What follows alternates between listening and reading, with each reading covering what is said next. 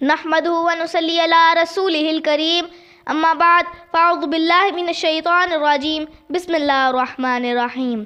हम नाराए तकबीर से बातिल को हिला देंगे, हम नाराए तकबीर से बातिल को हिला देंगे, हम एटमी ताकत है दुनिया को बता देंगे। अपना हर एक जवान सौ सौ पे बारी है, अपना हर एक जवान सौ सौ पे बारी है, ईमान की कुव्वत से हर बुत को गिरा देंगे इंशाअल्लाह। तमाम मोअज़्ज़िज़ सामईन, अस्सलामु अलैकुम व रहमतुल्लाहि व बरकातुहू।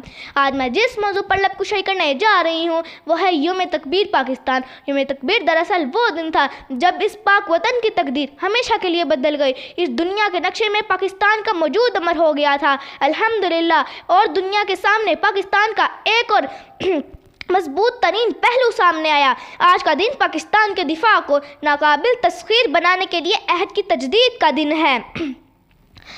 28 मई 1998 वो तारीखी दिन है जब पाकिस्तान दुनिया की 7वीं और उम्मत मुसलमा की पहली एटमी कुव्वत बनकर सामने आया अल्हम्दुलिल्लाह। इस दिन पाकिस्तान ने 5 एटमी धमाके करके इंडिया का गरूर खाक में मिला दिया।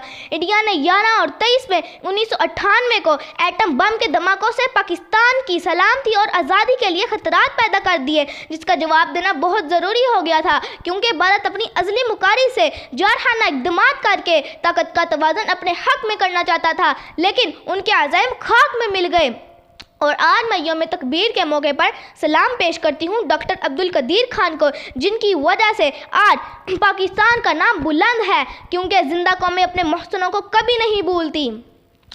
ना गर्दन झुका के जिए ना मुंह छुपा के जिए, ना गर्दन झुका के जिए ना मुंह छुपा के जिए, सितमगर की नज़रों से नज़रें मिला के जिए।